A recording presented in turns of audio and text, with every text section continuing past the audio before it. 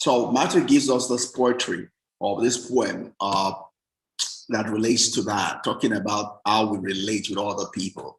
For me, I just simply say it from Stephen Covey's, I believe that's Stephen Covey's fifth habit, right? Which says that we should seek to understand before we are understood, right? We should seek to understand before we are understood. The way to conquer in life is that we seek first to understand before we seek to be understood, right? Because if we don't do that, then we'll be reflecting ourselves on other people, right? And therefore there'll be a break in communication, right? If we understand them, then we're able to relate with people are right? Rather than reflecting our own shortcomings on them, right? So, and that's pretty much what Stephen Covey says in the fifth habit, I believe, which is having a frame of mind or heart that empathically listen to others first before seeking to be understood in every human interactions. We understand the person we're trying to communicate with so that we can truly communicate rather than throwing ourselves or overwhelming that person, right?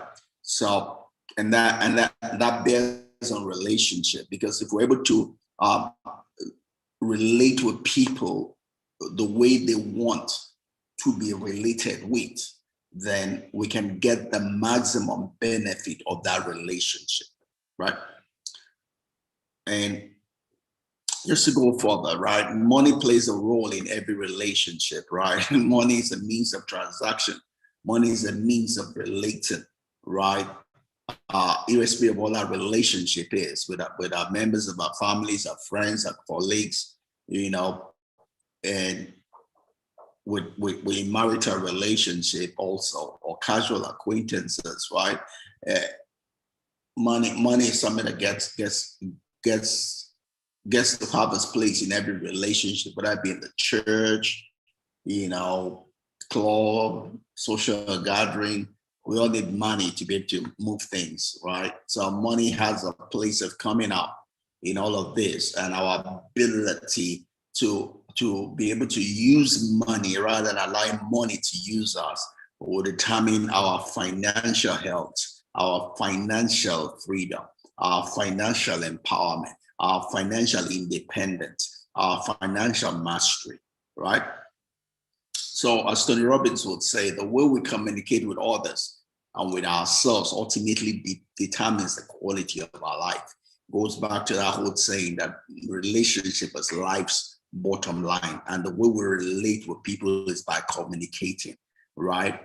By communicating. Obviously, just a very small percentage, I believe that's 15% of communication is verbal, right? But we do get to communicate with people, right? And the way we're able to do that, right, it determines the quality of our life. Obviously, we're not just communicating with people. First, we communicate with our own self. We're talking continually to our own self, whether we're beating ourselves down or whether we're affirming ourselves. That determines what is already here.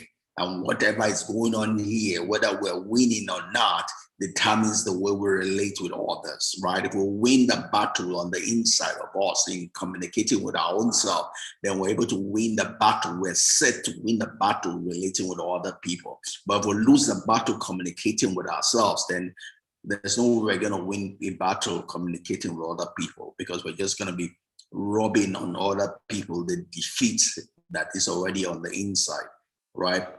And that's that word we talked about a few weeks ago, talking about a sense of self, right? Our ability to win the battle within here determines whether we're strong, whether we have a strong sense of self or a weak sense of self, right? And that strength is what determines whether we win or lose when we relate with other people, all right? So we need to be conscious of the communication we have with ourselves, right? That we come with a we know ourselves, right? And we're talking more about that. Is being aware of ourselves and accepting ourselves, knowing our strengths, our weaknesses, right? And working on our strength and knowing how to handle our weaknesses, right? And that will affect the way we relate with other people and whether we become financially healthy, financially empowered, financially independent, right?